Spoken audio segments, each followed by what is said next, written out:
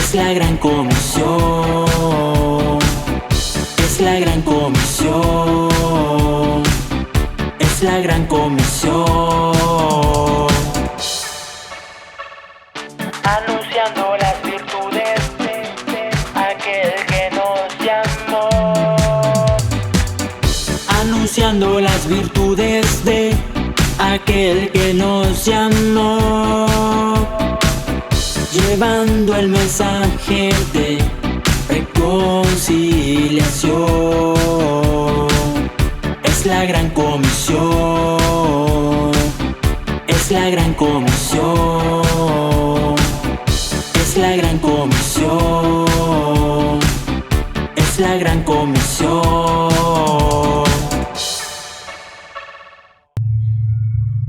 Esa bendición para que la palabra venga para edificarnos. Padre, gracias, Señor. Tú nos has traído hoy hasta este lugar. No estamos aquí por casualidad, no estamos acá, Señor, por mandato de hombre, por obligación o por rito.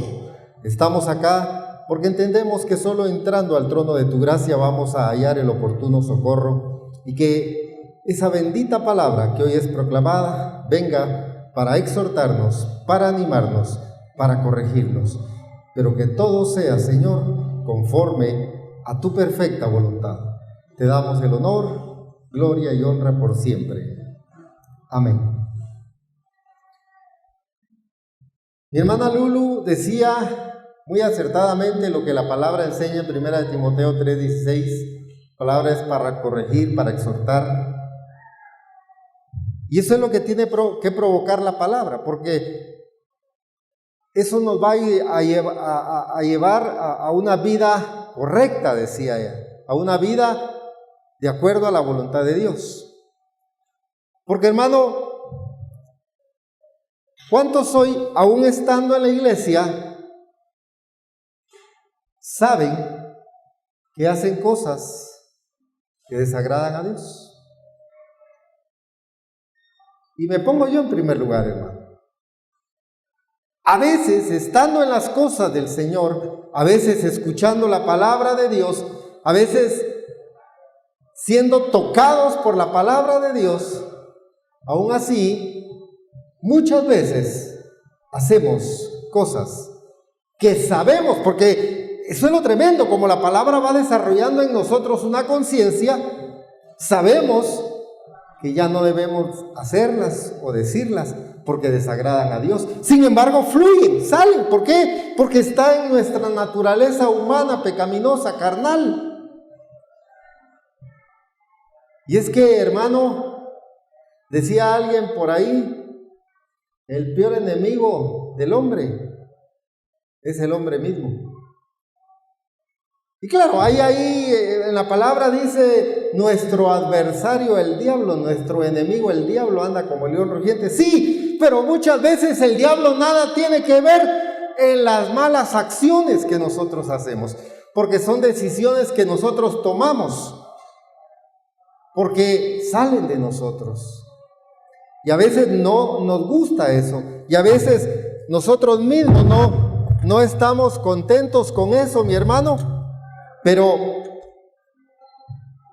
está en nosotros. No podemos quitarnos esa parte humana.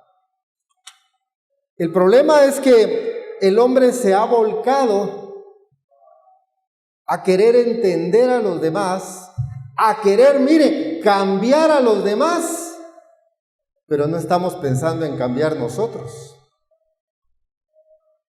El hombre se ha empeñado en estudiar las conductas del ser humano y hay estudios psicológicos, hay ciencias que se dedican al estudio del comportamiento de la conducta humana para entender al hombre, y hay quienes hasta logran diagnosticar, descifrar la conducta de otros cuando ni siquiera se conocen a ellos mismos.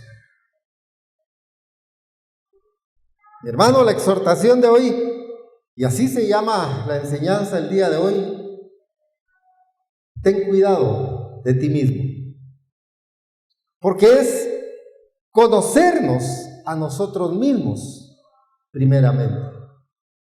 Desde la antigüedad encontramos, hermano, que el hombre se puso a filosofar.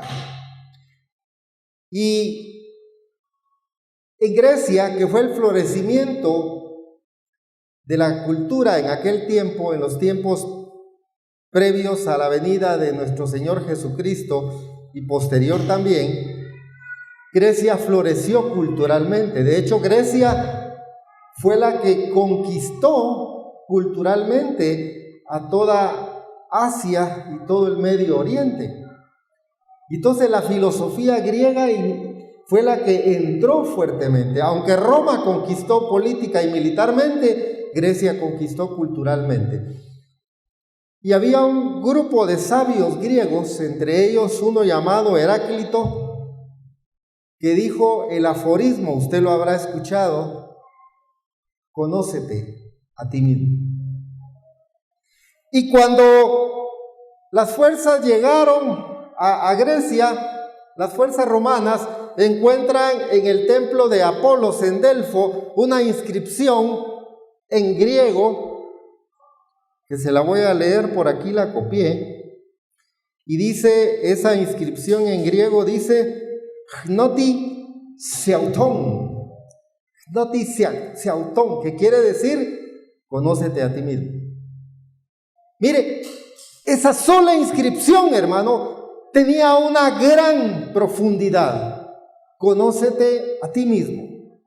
Y es que eso es lo que al hombre le ha faltado, porque hasta a veces nos sentimos psicólogos analizando la conducta de otros, pero no entendemos por qué a veces nosotros actuamos de la forma que actuamos. Y entonces para nosotros es más fácil juzgar la vida de otro, criticar la vida de otro, cuestionar y hasta condenar la vida de otro, pero sin darnos cuenta de cómo nosotros estamos actuando o por qué nosotros hacemos lo que hacemos. Por eso la palabra de Dios viene y nos exhorta en el Evangelio de Mateo. Acompáñeme, por favor, al Evangelio de Mateo en el capítulo 7, porque mire, esto no es nuevo. ¿Por qué cree usted que, mire, este aforismo de conócete a ti mismo que estaba en el templo de Apolos allá en Grecia, dice que fue encontrado, o se cree que fue inscrito 5 siglos antes de Cristo? Antes de Cristo. O sea, esto ya venía cuando Cristo nace, cuando Cristo desarrolla su ministerio. Ya él encuentra ese problema de que la gente criticaba, juzgaba, pero ni siquiera se conocía a sí mismo. Y por eso viene esta palabra en el Evangelio de Mateo, en el capítulo 7, verso 1, y dice la palabra de Dios, Evangelio de Mateo, capítulo 7, verso 1, no juzguéis para que no seáis juzgados, porque con el juicio con que juzgáis, seréis juzgados, y con la medida con que medís, os será medido. ¿Y por qué miras la paja que está en el ojo de tu hermano, y no echas de ver la viga que está en tu propio ojo? Señor Jesús viene y encuentra esta situación que se están juzgando y criticando unos a otros. Y sabe qué triste, hermano, eso no ha cambiado.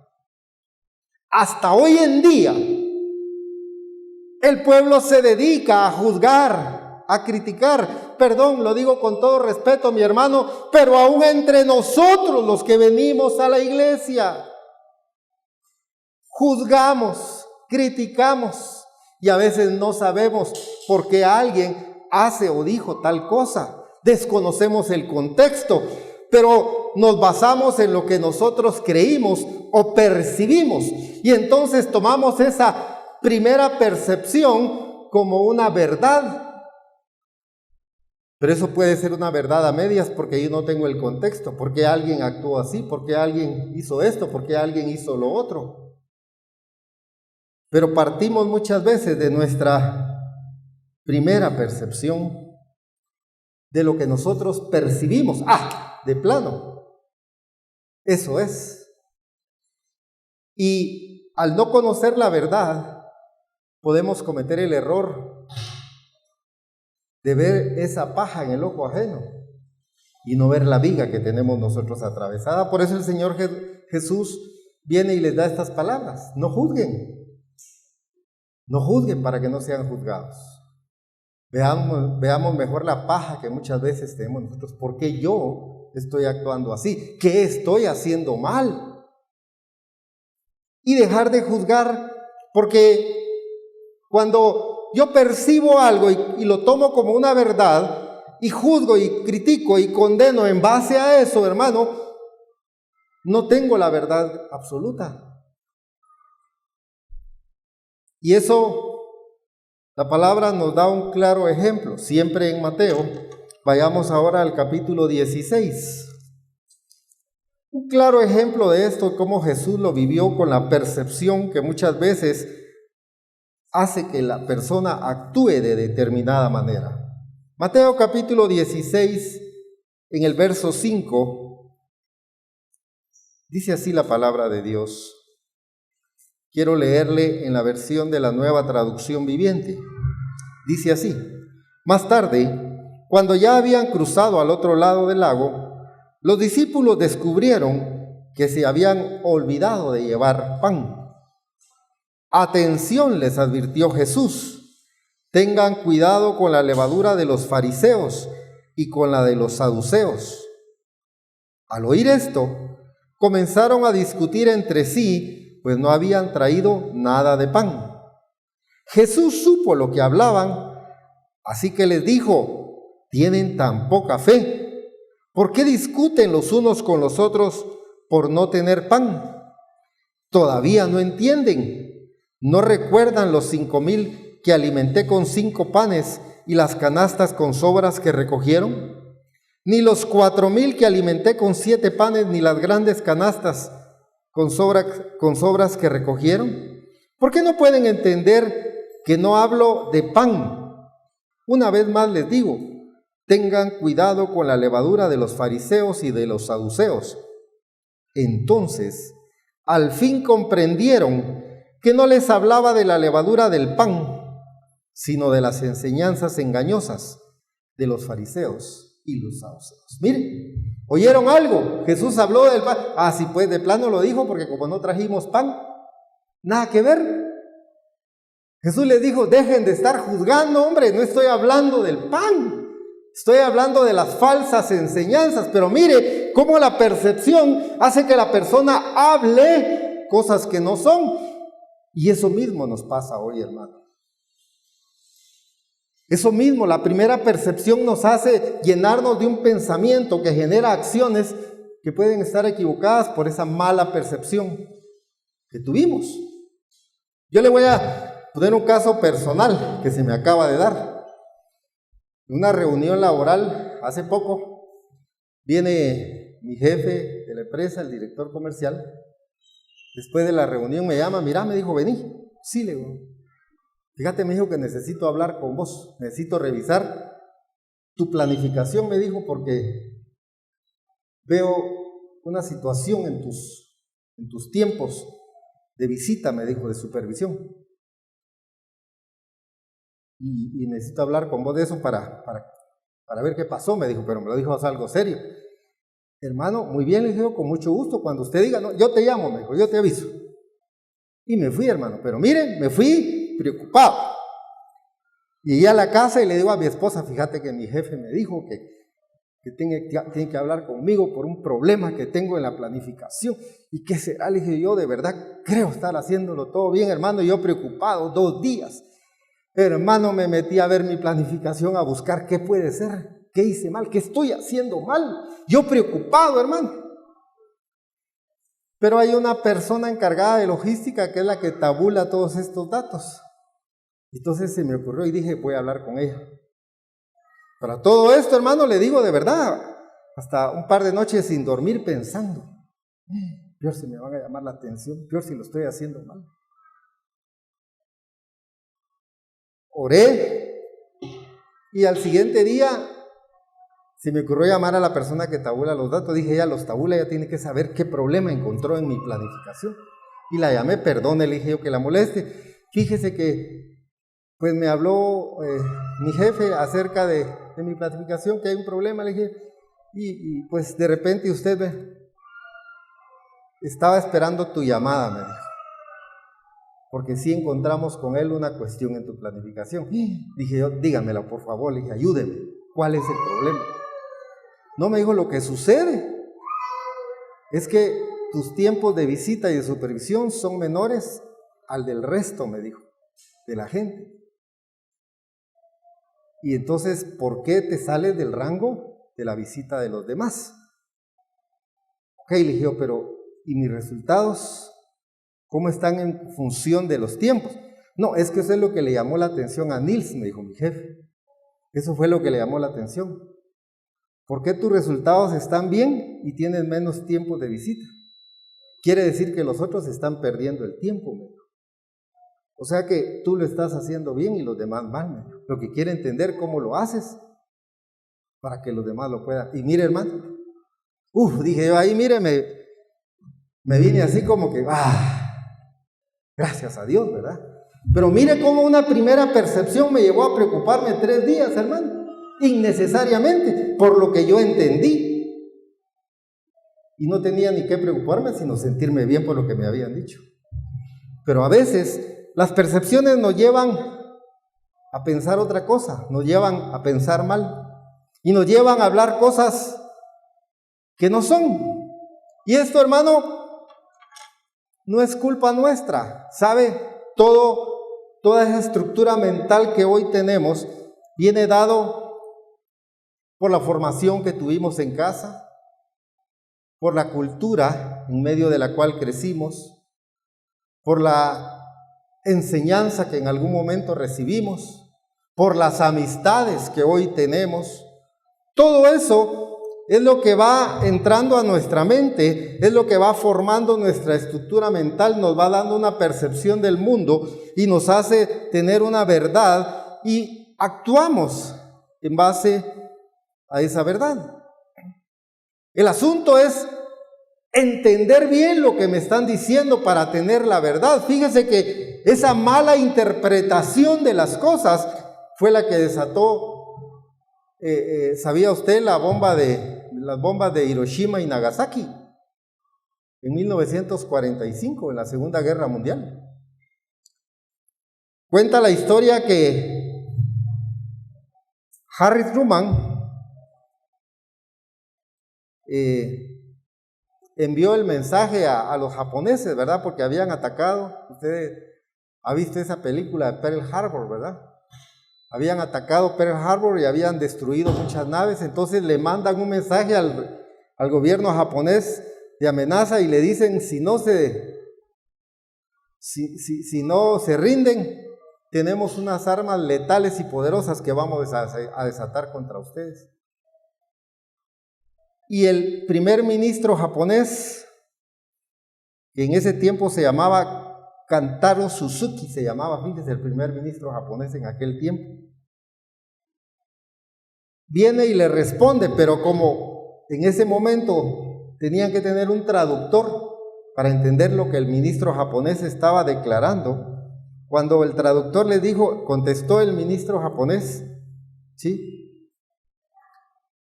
El traductor le dijo a Harry Truman, el presidente, le dijo, solo dice que envía un mudo desprecio, le dijo el traductor, y el otro se enojó y dijo, y encima eso, y manda las bombas de Hiroshima y Nagasaki, y usted ya sabe el resultado, ¿verdad?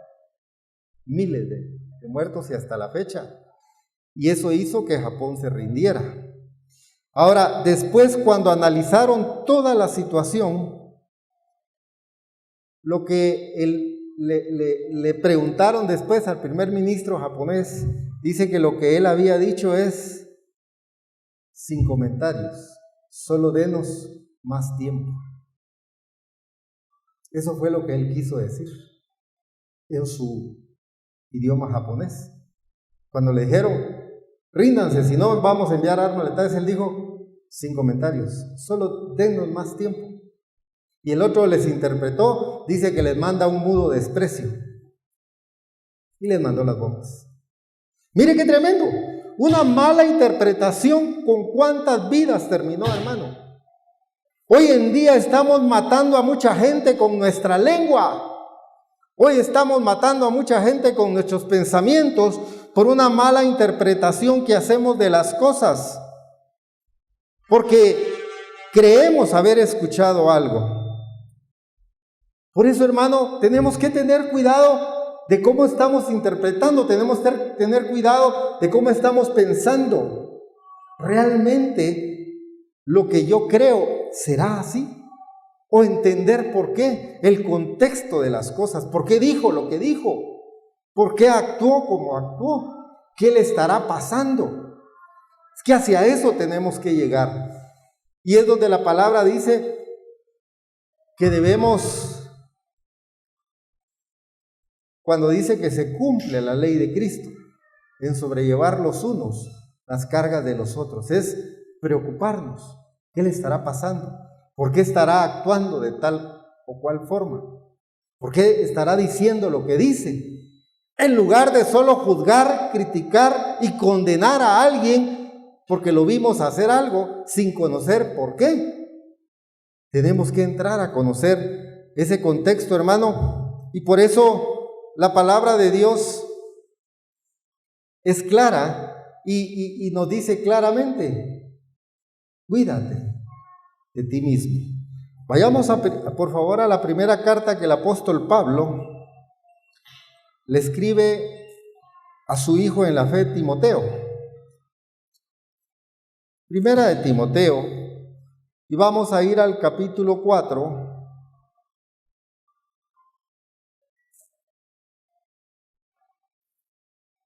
Primera de Timoteo, capítulo 4, en el verso 16. Dice la bendita palabra de Dios en Primera de Timoteo, capítulo 4, verso 16. Ten cuidado de ti mismo y de la doctrina, persiste en ello, pues haciendo esto te salvarás a ti mismo y a los que te oyeren. Ten cuidado ¿de quién? De ti mismo. No del vecino, no del prójimo. Es que si usted lo conociera, no importa. Ten cuidado de ti mismo, dice la palabra de Dios. La versión NBI dice en ese mismo verso: ten cuidado de tu conducta y de tu enseñanza. Y aquí le quiero hablar a los padres, a las madres que están hoy en este lugar, hermano. Para mí también. Porque una cosa es la que decimos muchas veces con la boca y otra diferente la que hacemos con nuestros actos. Le podemos estar diciendo a nuestros hijos: no hagas esto, pero me ven haciéndolo. O dígame si no en algún momento su hijo le ha dicho: pero si vos lo haces, papá, pero si vos lo haces, mamá, y no vos lo decís, pues sí, pero vos no lo digas. O sea, entonces mire esa incongruencia. Vos no lo digas, pero yo sí lo digo. Y entonces, por eso la palabra, mire cómo dice: ten cuidado de ti mismo. NBI, ten cuidado de tu conducta y de tu enseñanza. Porque siempre hemos enfocado este verso cuando dice cuídate a ti mismo y de la doctrina. Entonces, sí, entonces es al ministro que predica. No, hermano, es para usted, es para mí. Por eso NBI, le quise leer esa versión NBI: ten cuidado de tu conducta y de tu enseñanza. ¿Qué estamos enseñando en nuestra casa?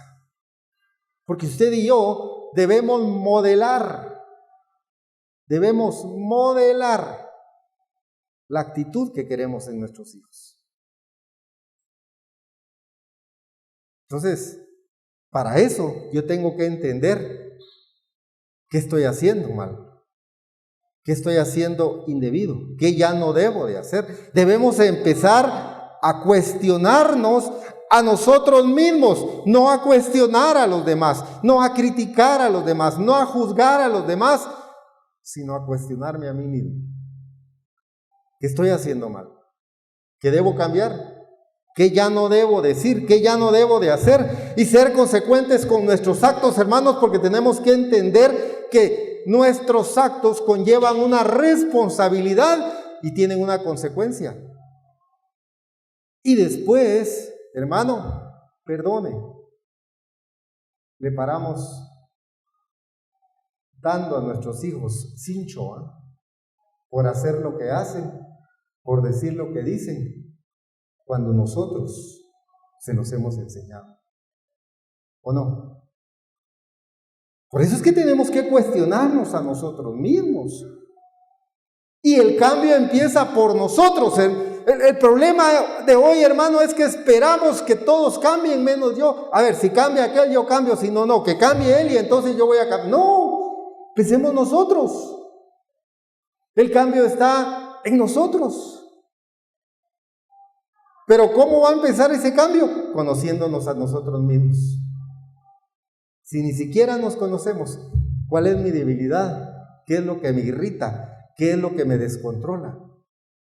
¿Qué debo de evitar? ¿Sí? ¿Qué descontrola la situación en mi casa? Ya no lo voy a hacer, ya no lo voy a decir. Eso es de sabios, hermano. Eso es de sabios. Empezar a corregir mis actos, no los de los demás. Empezar a cuestionar mis conductas, mis acciones, no las de los demás. Si todos de verdad nos posicionáramos en esto, hermano, mire, yo le garantizo que tendríamos un mundo diferente. Pero es más fácil sentarnos a cuestionar a los demás, a juzgar a los demás, a ver la paja en el ojo ajeno, que corregirnos a nosotros mismos. Si estamos hoy en el Evangelio y seguimos este consejo de la palabra, hermano, que dice, cuídate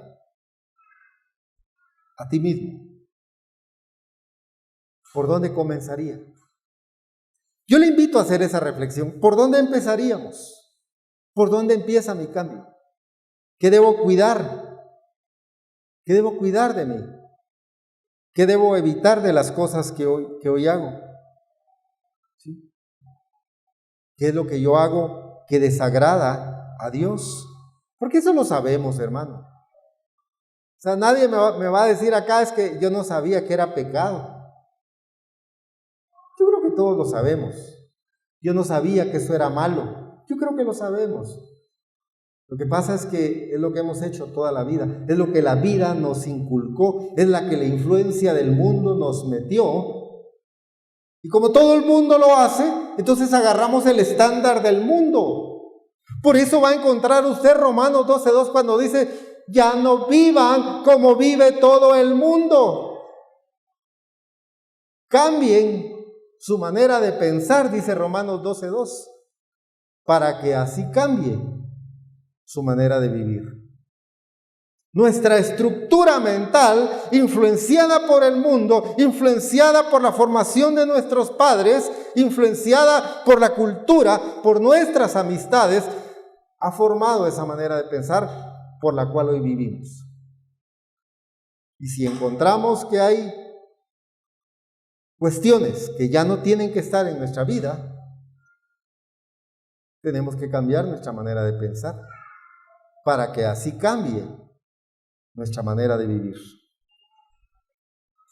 Cuando vemos la palabra de Dios en el libro de Job, acompáñeme por favor al libro de Job. Impresionante, hermano, cómo el mismo Dios se expresa del siervo Job. Mire usted, acompáñeme. En Job, como Dios mismo, ahí se expresa de Job. Y dice en Job capítulo 1,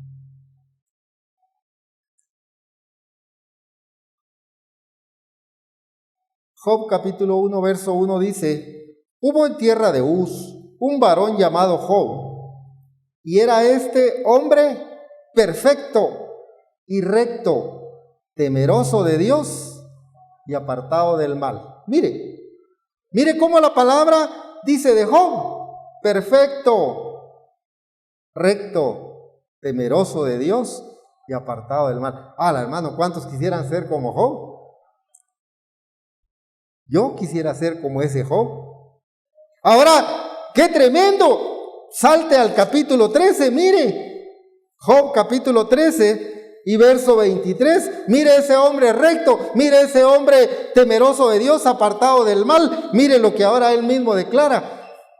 Capítulo 13, verso 23. Dice, ahora Job hablando, dice: ¿cuántas iniquidades y pecados tengo yo? Hazme entender mi transgresión y mi pecado. ¿Por qué escondes tu rostro y me cuentas por tu enemigo?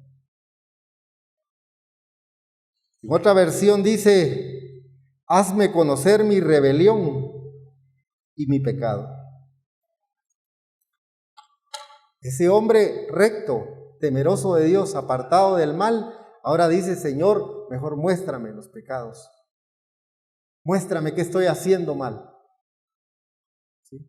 Para que ya no me cuentes como uno de tus enemigos. ¿Por qué, hermano? Porque la palabra es clara cuando dice: el que se hace amigo del mundo, dice la palabra, se convierte en enemigo de Dios. Simple. Ahora, hermano, ¿quién quiere tener a Dios como enemigo? Si dice la Biblia, tremenda cosa es caer en las manos de un Dios vivo. ¡Wow!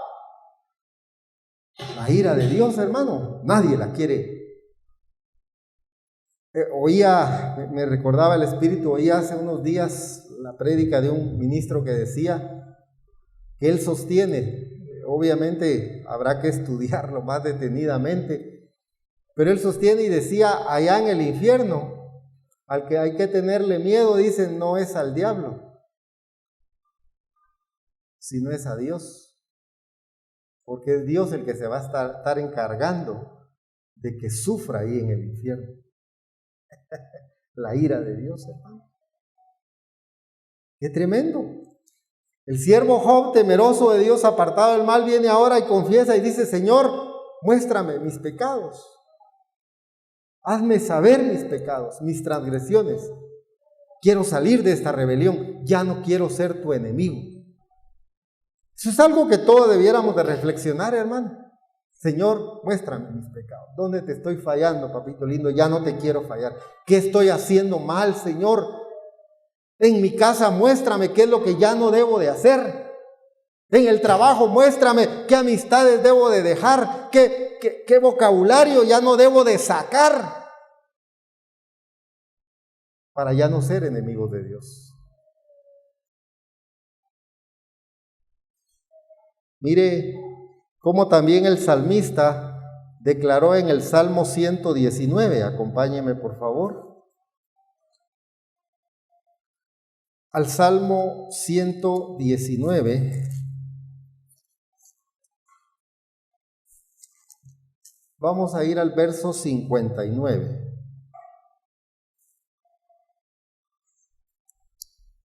Salmo 119 en el verso 59.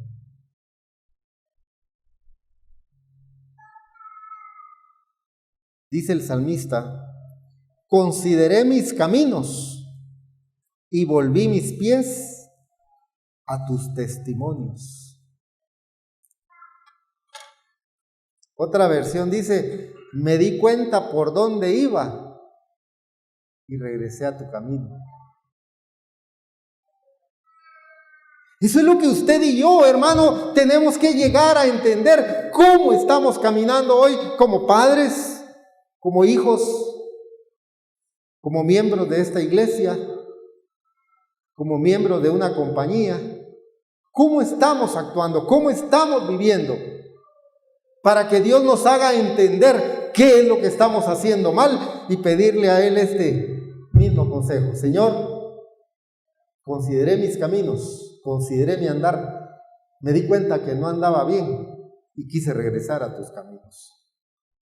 Dice la palabra de Dios que es tiempo de hacer un alto y preguntar por las sendas antiguas. Es tiempo de hacer un alto y reflexionar, amado hermano, cómo estamos viviendo hoy. Lo digo con todo respeto y por eso ya dije, hermano, yo en primer plano, de verdad, mientras estudiaba esto, le pedí a Dios, muéstrame, Padre, qué es lo que ya no tengo que hacer. ¿Qué pensamientos tengo que quitar de mi mente? Porque yo quiero andar rectamente en tus caminos. Y Dios le mostrará, hermano. Dios le dirá qué es lo que tiene que cambiar, qué es lo que tiene que hacer. Y el Espíritu Santo, que es el poder de Dios en nuestras vidas, le ayudará a lograr ese cambio. Pero que tengamos todos claros que el cambio empieza por nosotros mismos. Entonces, cuídese de usted mismo y de lo que enseña a través de su conducta. Y hoy que vamos a celebrar la Cena del Señor, es una buena oportunidad para ponernos a cuentas, para pedirle perdón a Dios, para recordar que Él fue a morir a esa cruz por amor a nosotros, para recordar que Él derramó hasta su última gota de sangre para perdón de nuestros pecados. Él nos limpió. Ahora a nosotros nos toca hacer el compromiso de vivir en santidad para Él, de vivir rectamente para Él. Yo le voy a invitar que se ponga de pie. Que el Espíritu Santo ministre esta palabra, mi hermano. Yo no lo voy a convencer de nada, yo estoy claro de eso. Que sea el Espíritu Santo el que lo convenza de pecado, de justicia, de juicio. Que sea el Espíritu Santo el que le revele qué acciones tiene que tomar. Que sea el Espíritu Santo el que le diga qué debe cambiar en su vida. Y que el Espíritu Santo le guíe para ayudarlo a hacer esos cambios. Que van a redundar en que usted sea ofrenda grata para el Señor. Que Dios le mire con agrado. Que usted provoque gozo en el corazón de Dios. Y dice la palabra de Dios, que el gozo del Señor mi fortaleza es. Ahí donde usted está, cierre sus ojos un momento, por favor. Hermano, yo no sé cómo ha vivido su vida hasta este momento. ¿Quién mejor que usted para saberlo? ¿Qué ha hecho bien? ¿Qué ha hecho mal? ¿Qué debe dejar? Usted lo sabrá. Pero es en esa comunión con el Señor. Allí, mire, es entre usted y el Señor, nadie más. Yo no le estoy pidiendo que venga aquí a confesar sus pecados públicamente. Yo no le estoy pidiendo que los grite públicamente, porque no quiero que esto sea el poner en evidencia a alguien. Es entre usted y el Señor. Pero si han habido cosas que usted pueda decirle, como dijo el siervo Job, muéstrame mis iniquidades, muéstrame mis faltas. ¿Dónde te he fallado, Señor? Y que usted pueda decir, como dijo el hijo pródigo, que un día regresó a la casa del padre cuando entendió que estaba obrando mal, que él dijo: Señor, ya no quiero pecar. He pecado contra el cielo y contra ti. Ya no quiero pecar más. Que usted pueda decirle en esta hora: Señor, te he fallado, Padre, perdóname. Perdóname, Señor, ya no quiero fallarte. Yo quiero ser fiel. Yo quiero honrarte en todo tiempo, Señor. Ayúdame, Padre. Ayúdame, Señor. Ya no quiero pecar contra el cielo, contra ti. Ya no quiero fallarte. Yo quiero ser un testimonio para honra y gloria tuya, Señor.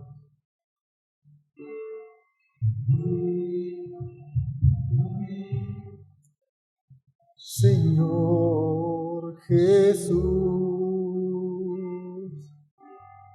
ya no quiero ser igual. Renuévame, Señor Jesús, pon en mí tu corazón, porque todo lo que hay dentro de mí necesita ser cambiado, Señor. Porque todo lo que hay dentro de mi corazón necesita más de ti. Porque todo lo que hay dentro de mí necesita ser cambiado, Señor. Porque todo lo que hay dentro de mi corazón necesita más de ti. Necesita más de ti.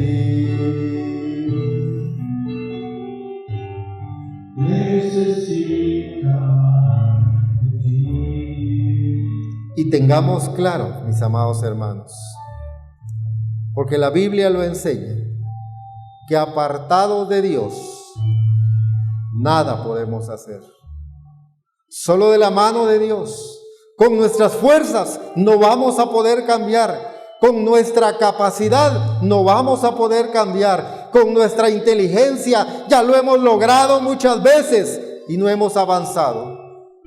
Solo tomados de la mano de Dios, llenos de su Santo Espíritu. Porque la Biblia declara que por la comunión que tenemos en el Evangelio, el que empezó la buena obra la va a perfeccionar. Hoy nos preparamos para recibir esos elementos del pan y el vino. Anunciando las virtudes de aquel que nos llamó. Anunciando las virtudes de aquel que nos llamó.